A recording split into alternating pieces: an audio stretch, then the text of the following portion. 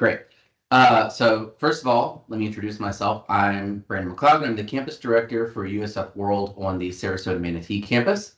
And one of the things that I'm in charge of is the Education Abroad Scholarship Application and Selection process. So I'm going to talk to you a bit about that and also talk to you about some alternative funding sources and things you need to know as you are planning your study abroad adventure. You do have the chat available to you. There's also the Q&A that has been enabled. I do have my screen pulled up, so I should be able to see it if you ask any questions during the meeting, and I'll try to answer them on the fly as possible. You can also put them in the Q&A or raise your hand, and if you want to speak, just wait until the end, and we'll have a Q&A session at the end. So, welcome. We will go ahead and get started. So,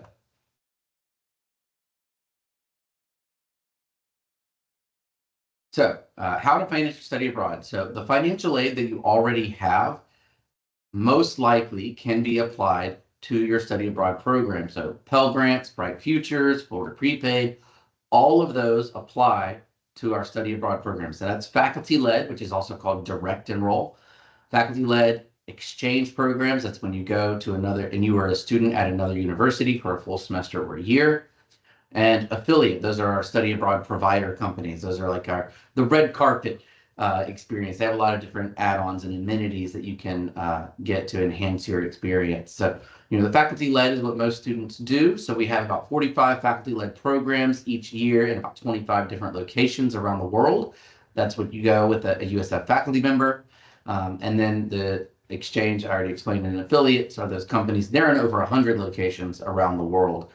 So you have a lot of different options, but every student's financial aid package is unique. So you should meet with financial aid to discuss your financial aid package and how it can be applied to your study abroad program. And I'm going to preempt a question that we got last time. No, there is not a financial aid email for you to contact.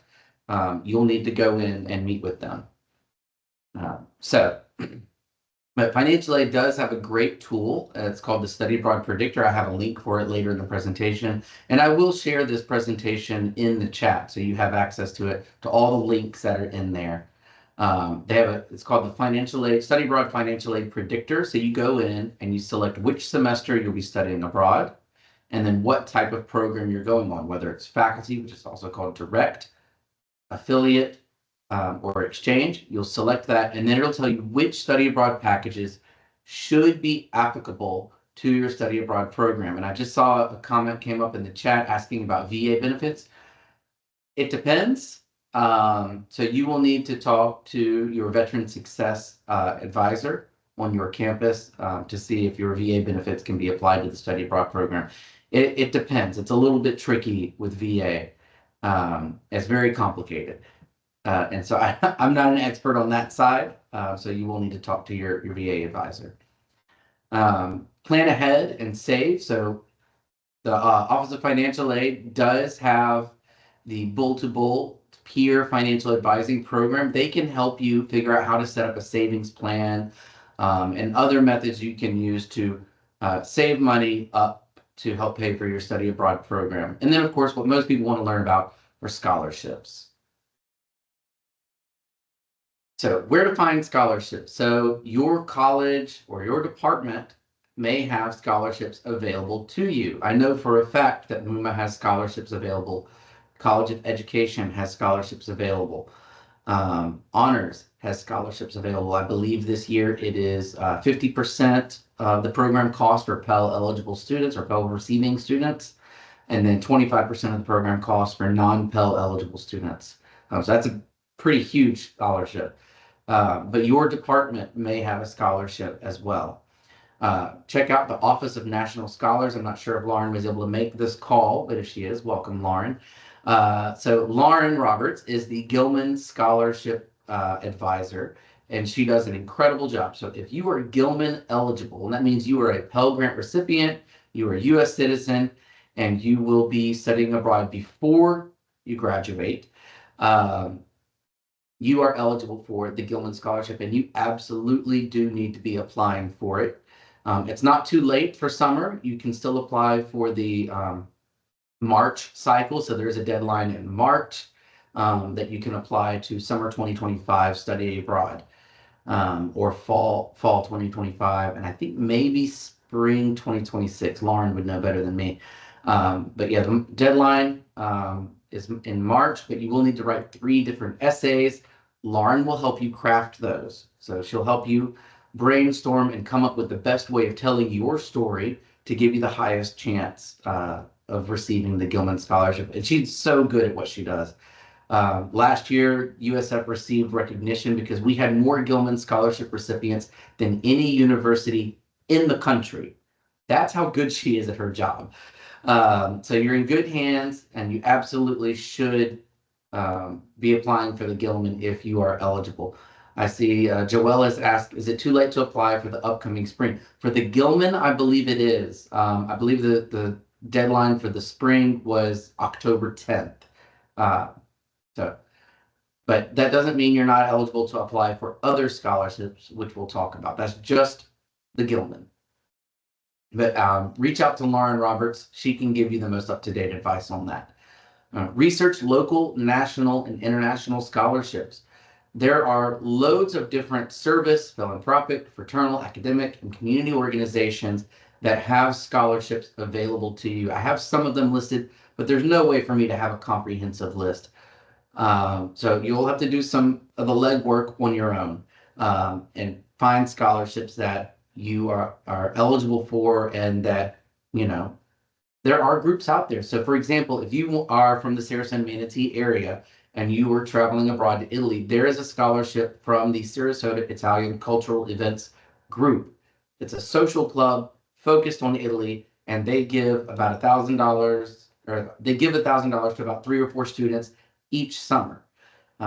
So there's another group like that from Venice, if you're from Venice, Florida, and there are similar groups in Tampa and St. Pete as well.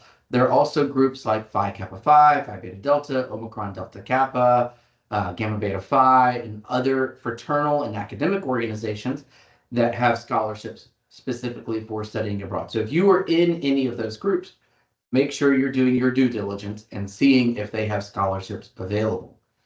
And then there are groups like the Rotary Club, the Sister Cities Associations, the Lions Club. All of these service and philanthropic organizations have scholarships available for studying abroad. So make sure you are reaching out to them. And I'll talk about funding letters or sponsorship letters a little bit later. And then there are the education abroad scholarships. Now, these are the ones that I have a little bit of management over. I don't set them up. Those are the donors that set the requirements, but I do administer the application process. So we'll talk about those. So each of these scholarships has different requirements. Some of them require that you're a U.S. citizen. Some of them require that it's your first time doing a USF study abroad program. Some of them have specific academic interests, such as international affairs, or certain study abroad programs, such as the Provost Ralph Wilcox USF Exeter Exchange Scholarship. That's only for students that are going to the University of Exeter in England on an exchange program. The Japanese Study Scholarship is only for students going to Japan. You can go to our website, and I have a link for it later in the presentation. You can go to our website. Actually, I think the header of this slide links to it as well. And it'll have all of the information for each of these scholarships, all the requirements listed out there for you. Most of these scholarships do have, it's not linked, or no, it's not too late to apply. I'm not sure what which question Riley is answering. Most of these scholarships do have a financial need either requirement, or they have a financial need preference. So if you have financial need, you are more likely to get it than someone who does not have financial need, as determined by the FAFSA. So if it does require the FAFSA, it will not be applicable for international students. That being said, international students, if they're going on a study abroad program, pay in-state tuition. So that's something that needs to be considered when you are budgeting, is that if you're an international student, you won't be paying out-of-state tuition when you go on your study abroad program, which is awesome. Same thing applies to out-of-state students, by the way. The last one on there, the Bulls Abroad Award, is a new scholarship that we have this year. It is 200 scholarships of $2,000 each, so $400,000 in funding going out, which will approximately double the amount of money we're giving out this year compared to historically, which is amazing. The Bulls Abroad Award was a financial need scholarship. Students who were eligible were emailed by financial aid about 2 months ago to apply. We've received a ton of applications. We already have 200 students selected as awardees and then over 450 on the wait list for any of those that don't follow through. So, but if you are eligible, I do encourage you to apply. If you don't know you're eligible, check your email, and you should have an email from the Office of Financial Aid if you are eligible. And you can always reach out to me if you think you are and you don't see an email. I can check for you. So, applying for the Ed Abroad scholarships. So the regular scholarships, so all the ones listed on the previous slide, except for the Bulls Abroad Award, are done through 3 application cycles: fall, spring, and summer. So that's the fall study abroad cycle, spring study abroad. So right now there are none open. And that's because we do these through AwardSpring. AwardSpring is a platform managed by the Office of Financial Aid, and they typically open AwardSpring for applications around December 1st. It changes a little bit each year. We will let you know when it's opening as soon as we know when it's opening.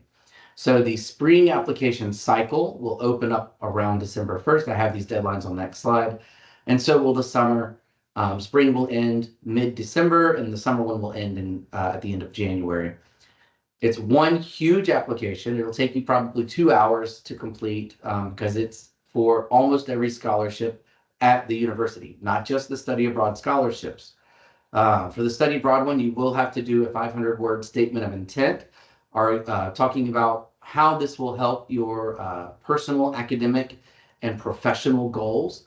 The university QEP has a strong focus on career readiness. So we want to hear about what this study abroad program is going to do to help your career. Any factors of extenuating circumstances that are affecting your ability to pay for studying abroad. And then what makes you unique? Why you over other students? Every year, we can only award, historically, about 15% of the applicants that apply for scholarships. So, that's a very small number of people that can actually get our scholarships. And typically, we have more high need students applying than we have scholarships to go out. So we need to know what makes you unique. Why you instead of this other equally qualified or seemingly qualified other high need student. So you got to convince our committee why we should choose you. Now, these applications do take a while to process. It typically takes about a month for us to process the applications after the deadline. So let's say the summer deadline is January 31st. We usually don't have all of the applications processed until around March 1st. And that's because we get several hundred applications, and each application has to be reviewed by at least 2 people. So we're reading, 800 essays. And that's a lot. And these committees are volunteers. So it does take a while for these to be processed. So you will have already committed and deposited for your program by the time you are hearing back about these scholarships. So you can't plan on getting these scholarships. Like I said, only 15% of applicants actually get it. So you need to be planning for your study abroad as if you're not getting one of these scholarships. You can't depend on it. But they are there. They're great if you do get them, but they are very highly competitive. So these are the deadlines that we have. Of course, it says tentative for spring and summer because we don't know the exact date that AwardSpring will open up. And I will say, even if you decide not to go on a study abroad this year and you decide to defer until next year, go in and apply in AwardSpring. Most of the time, you will, or I won't say most of the, often we have students that go in and apply for study abroad scholarships, and they find scholarships from other departments that they didn't know they were eligible to receive. So, for example, you may go in and you're applying for study abroad scholarship and you're a business major and you find there are business scholarships that you're eligible for. The AwardSpring system will automatically filter out any scholarship that you are not eligible to receive. So if you go through, you fill out the application, if you see a scholarship listed, you are qualified. So you absolutely should be applying for it. You can get money that you didn't know was there, and it's totally unrelated to studying abroad. So it's a really good opportunity. Make sure you're doing that every time it opens.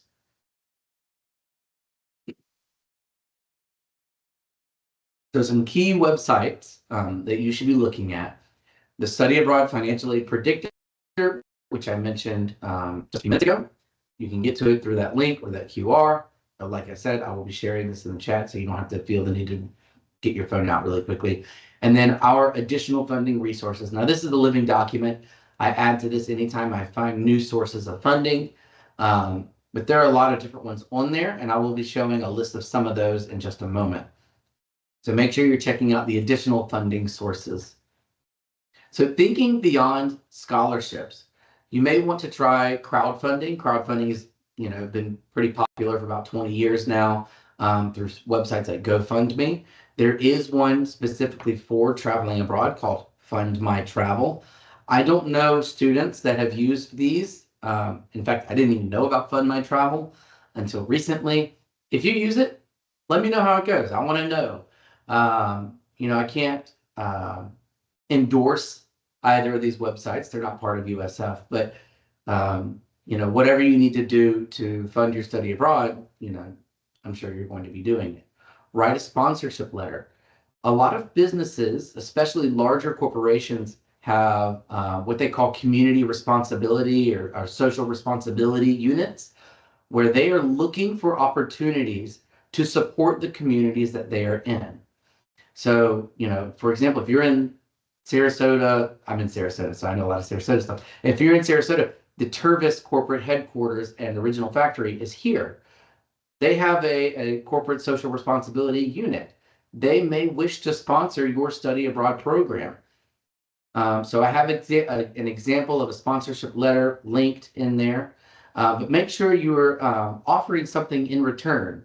If you're heavy on social media, you can wear their brand while you're abroad and show off their brand while you're studying abroad. Give them a shout out, or even something as simple as sending a postcard or writing a letter while you're abroad and sending it to them. Those go a long way, especially if you're asking community members, not necessarily a business, but community member, if you're part of a religious or a service organization. There are a lot of community members in those groups that would like to sponsor you. Also, older family members often would like to help out in a small way and doing what they can. It doesn't have to be a lot of money. Every little bit helps. But make sure you're giving something in return. A postcard or a letter really goes a long way. Everybody likes getting mail, especially snail mail. They don't want an email from you while you're abroad. They want to get something physical that they can hold and see. I would be the same way, and I'm not that old. I'm glad Rahul is not on camera and laughing at me. So offer something in return. Don't just ask. So some of these alternative funding sources are like goabroad.com or Fund for Education Abroad. These both have multiple scholarships that you can apply for with one application. So these are really great to do because it's pretty easy. You go do the one application, you get multiple opportunities to get awarded. DiversityAbroad.org has scholarships available for diverse students. CareerOneStop.org is a U.S. Department of Labor website. This one is not study abroad specific. This is all kinds of scholarships for any kind of thing. So you will have to filter to look for different things that are applicable to you. So they have some that are for high school students or K-8 students. So not just for university students. So when you go there, make sure you're filtering out for the ones that you might be eligible for. But they have all kinds of stuff. I always tell students about the scholarship. I was browsing through there one day and I found a scholarship for tall people. And as somebody that's 5'4", I find that very offensive. I feel like everything's made for tall people already. Why should they get a scholarship? I did not find one for people that are 5'4", by the way. I looked. But there is a scholarship for people that are tall. I think you have to be around 6 feet or maybe 6'3", if you're a male, to qualify. So there are all kinds of scholarships at Career One Stop. So make sure you're going there and looking for scholarships, not just for study abroad, but just for life. The University of Minnesota has an incredible, Joel's laughing at me. The University of Minnesota has an incredible aggregation of study abroad scholarships. Now, these are not just for University of Minnesota students. They have a list of tons of study abroad scholarships that are open to everybody. So absolutely, you should be checking out their database and seeing which ones you may be qualified for. Again, we have the scholarship and funding sources, alternative sources link right there. All of these and some more are listed on there. Studyabroad.com has a great list of scholarships available to you. And then, of course, Fund My Travel I mentioned just a moment ago. So make sure you're checking out our alternative sources. I will keep updating it as I find more and more. I know right now we have all of these, plus some other ones like the Tortuga Backpack Scholarship. So, get creative and start thinking, oh, who might have a scholarship? I wouldn't, if I weren't out looking for them, I wouldn't have thought that a backpack company would have a study abroad scholarship. And they give $1,000 away. So there are a lot of different unique opportunities out there. You just have to dig for them. And of course, that sponsorship letter can go a long way. That's the old version of crowdfunding, is going out and physically asking people. So make sure you stay connected. Get on the Ed Abroad Bulls Connect. It's right here. There are lots of different sessions about finding your study abroad program. If you're interested in Florence, we have Florence Fridays with Vieti from Florence University of the Arts, our partner there. We have different events and activities based on where you want to go or what you're studying. And we also have study abroad fairs. We're having ours on the Sarasota Manatee campus on November 4th if you're down here. There will be a spring study abroad fair on the Tampa campus, I'm pretty certain. But there's also other events. So for example, November is just next month. We're having International Education Month, and we have dozens and dozens of events throughout the month of November, all centered around international education, internationalizing your experience, and having a really wonderful multicultural and global experience while you're here at USF, and really getting yourself ready for that global career that we have in the world now. We have a global workforce. So if you have any questions, drop them in the chat or the Q&A. I'm going to keep the session going until we run out of questions. I hope everybody can see my screen. I'm gonna get to the screen in a second, but I kind of wanted to touch on a couple of things that was in the presentation, as well as some questions I saw. So again, my name is Belinda Mosley. I am one of the managers in the financial aid office, and I am the sole owner of the alternative enrollment programs. So when you have questions, I am your girl. When you are studying abroad, it does definitely depend on the type of program you're going to go into, whether it's direct or affiliate and exchange, to determine what documentation we may need in the financial aid office, as well as how we can better help you. So to talk about direct first, you look like you are a USF student. So when you are a USF student, we automatically pay everything out for you. So being in a direct program, you're still going to look like you are at USF. We are none the wiser. We're going to pay out everything within the regular USF standard dates.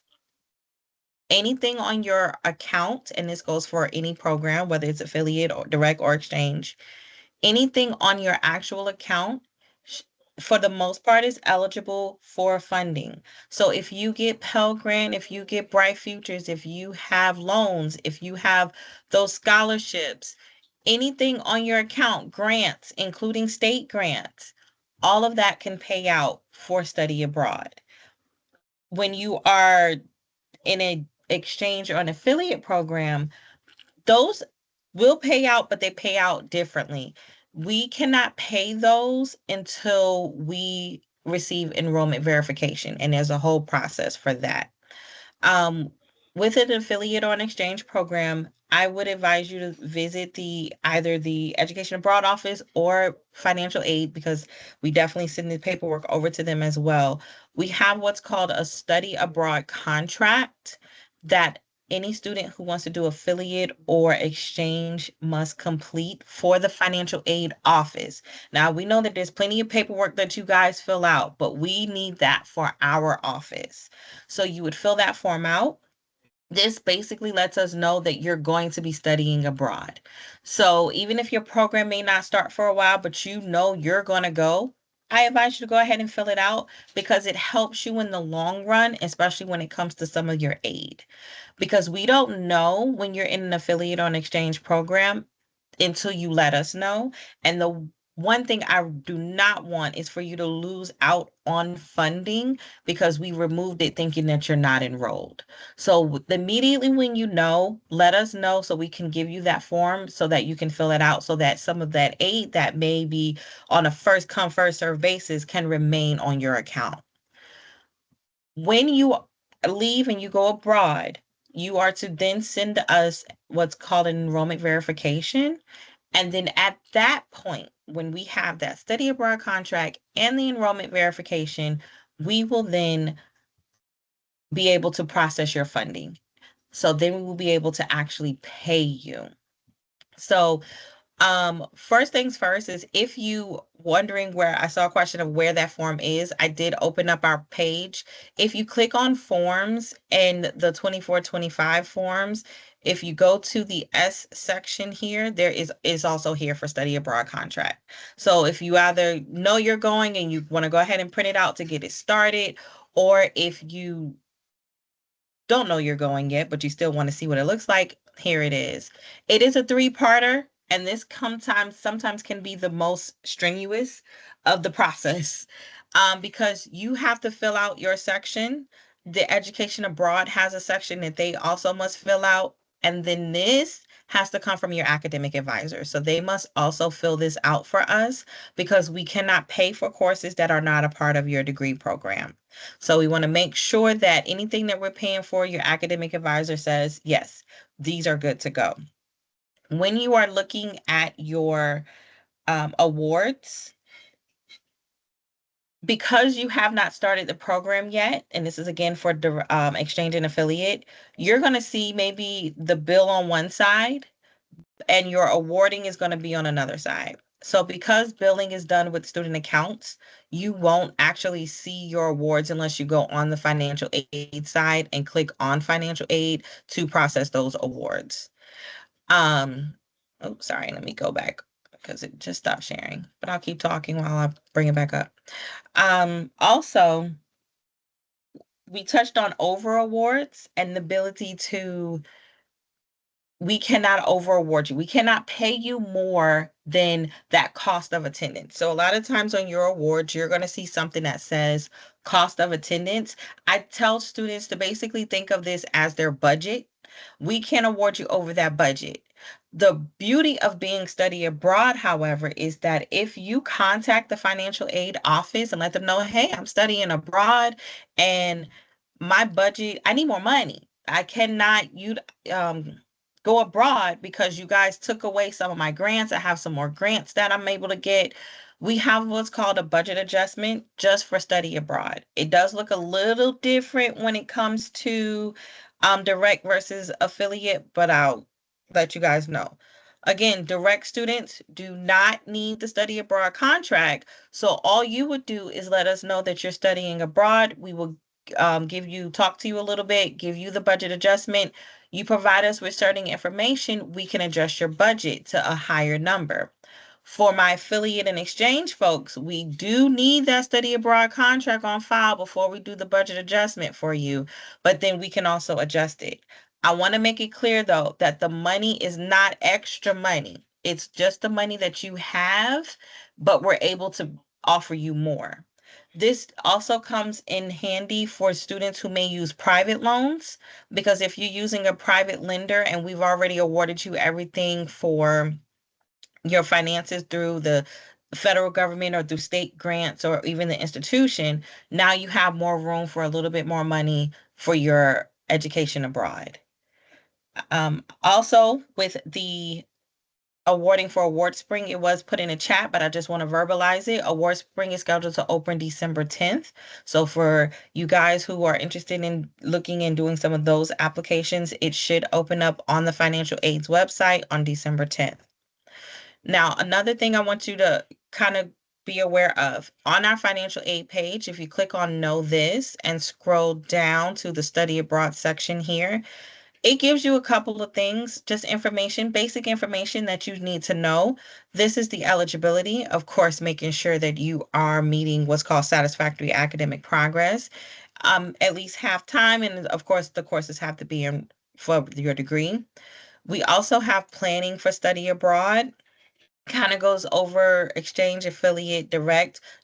Just so you know, non-affiliate, just like Brandon was saying, it's really hard. You probably wouldn't want to do that. Well, you're not going to get any money for a non-affiliate either. So you might not want to go that route unless you need to. But that's on this page. And then here, the lovely Study Abroad Financial Predictor. This tool, you pick your term, say we're going in the fall, you pick your program, direct, exchange, and it pulls up a list of all the different finances that you can utilize for that program. And then you just want to make sure that you are monitoring your account as well as we're monitoring your account to make sure that all of your funding pays out for you and that everything for your program is in good shape as far as what you need.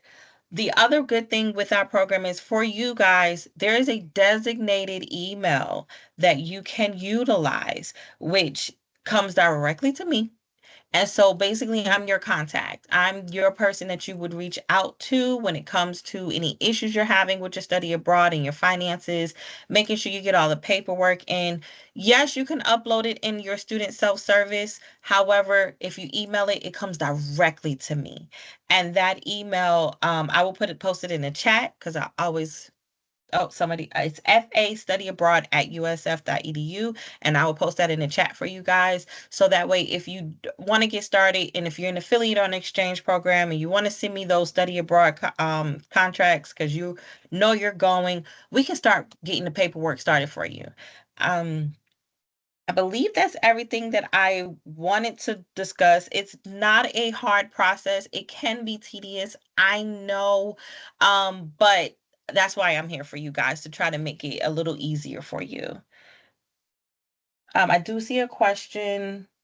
It asks if for extra financial aid are we able to use the aid for flights or excluded meals? Okay, so just like when you are here, if you have extra aid, we're going to send you that money. That money is yours. So if you have a program, once we pay out all of your aid, anything on your USF account gets paid first, and anything extra we send to you. So if you see, back to the budget adjustment, you have extra money that's not paying out for you, if you want to complete that budget adjustment form so we can make your budget bigger so that we can make sure that you get the money that you need, because the money is not just to pay for the program. We know you guys also need to live while you're out there. You need food, you want to walk around, like you have personal needs. So this is what I'm here for.